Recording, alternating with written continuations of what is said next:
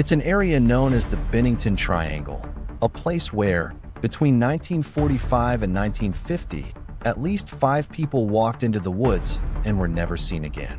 Their stories are not just simple missing person cases.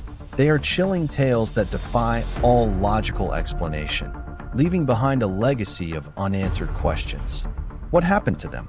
Did they get lost in the unforgiving terrain, or did something far more sinister snatch them away? Today, we journey into the heart of this enigma, exploring the strange and terrifying events that gave the Bennington Triangle its dark reputation. Our story begins near the imposing Glastonbury Mountain. For centuries, Native American tribes considered this area cursed, a place to be avoided. They spoke of an enchanted stone that could swallow a man whole and winds that could drive a person mad.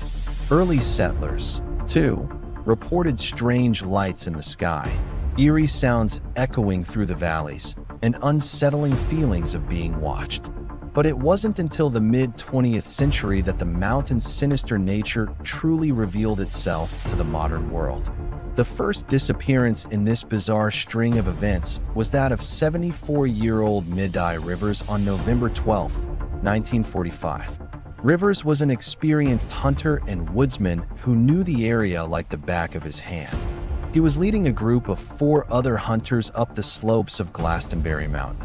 At one point, he got slightly ahead of the group and told them he'd continue on to the next bend while they sorted out their gear. He walked around a corner, and that was the last time anyone ever saw him. His companions followed just moments later, but he was gone, vanished.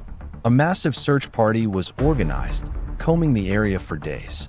They found absolutely no trace of Midday Rivers. Not a footprint, not a dropped piece of equipment, nothing. The only clue they discovered was a single, unfired rifle cartridge in a stream bed. It was the same type of cartridge Rivers used, but it told them nothing about his fate. How could an experienced guide simply disappear from a trail he had walked countless times, just seconds ahead of his group? It was as if the forest itself had swallowed him whole. Almost exactly 1 year later, on December 1st, 1946, the Triangle claimed its second victim. 18-year-old Paula Jean Weldon was a sophomore at Bennington College. She was an avid hiker and decided to go for a walk on the Long Trail, a well-known hiking path that cuts through the region. She told her roommate she was going for a long walk, but didn't say exactly where. Later, witnesses, including a local store owner and an elderly couple, reported seeing her on the trail. The couple said she rounded a bend in the path, and when they reached the same spot a few moments later, she was gone. When Paula didn't return to her dorm, the alarm was raised. The search for her was one of the largest in Vermont's history. The FBI was called in, and hundreds of volunteers, including students and state police, scoured the mountainside. The trail she was on was not particularly dangerous or confusing, especially for a girl who loved the outdoors. Yet, just like with Midday Rivers, the searchers found nothing. Not a single clue. No scrap of clothing, no footprints in the late autumn mud. It was another impossible vanishing act, this time in broad daylight on a popular trail. The case drew national attention, but Paula Jean Weldon was never found, and her disappearance remains one of Vermont's most haunting cold cases. The mystery deepened 3 years later, on December 1st, 1949, the exact same date Paula Weldon vanished. A veteran named James E. Tedford was returning home to the Bennington Soldiers' home on a bus. He had been visiting relatives in a nearby town. Multiple witnesses, a full bus of 14 other passengers, saw him on board, dozing in his seat. The bus made its journey without incident. But when it arrived at its final destination in Bennington, James Tedford was gone. His luggage was still on the overhead rack, and an open bus timetable lay on his empty seat.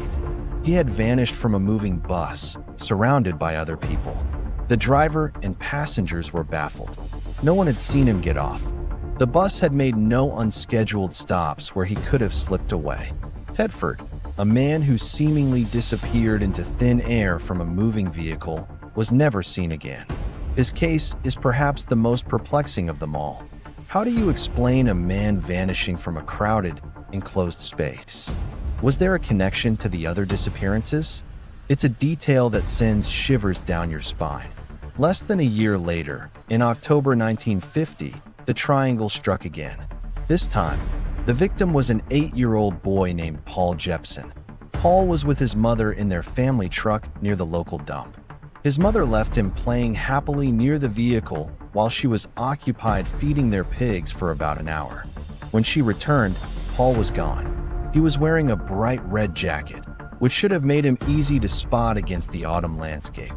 An extensive search was launched immediately. Bloodhounds were brought in, and they tracked the boy's scent along a local road before it abruptly stopped in the middle of the roadway, the same area where Paula Weldon had disappeared for years earlier. Did someone pick him up? The dogs seemed to indicate he had gotten into a vehicle, but no one reported seeing a car stop for the boy. Despite a massive manhunt involving hundreds of people, not a single trace of Paul Jepson was ever found.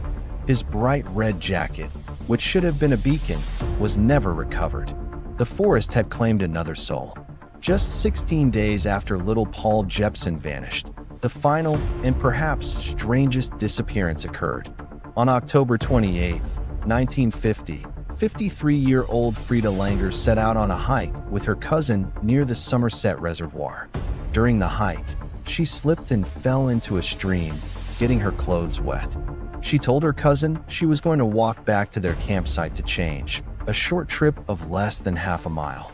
She knew the area well. When she didn't return after a reasonable amount of time, her cousin went looking for her but found no sign of her.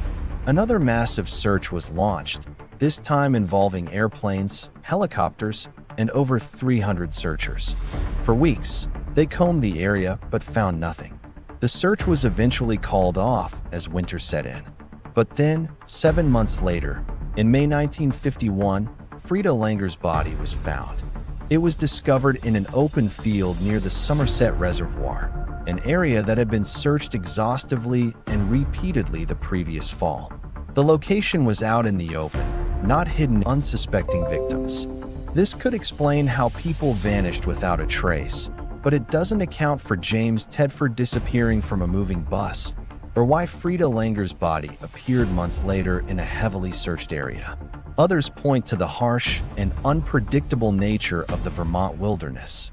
The terrain is rugged, the weather can change in an instant, and there are many old wells, mine shafts, and crevasses where a person could fall and never be found. This is a plausible explanation for getting lost, but it doesn't quite fit the specific circumstances. Then there are the more outlandish theories, fueled by the area's folklore. Some whisper of a creature, a Bennington monster, a sort of Vermont Bigfoot that stalks the woods. Others talk about UFOs and alien abductions, pointing to historical reports of strange lights in the sky over Glastonbury Mountain.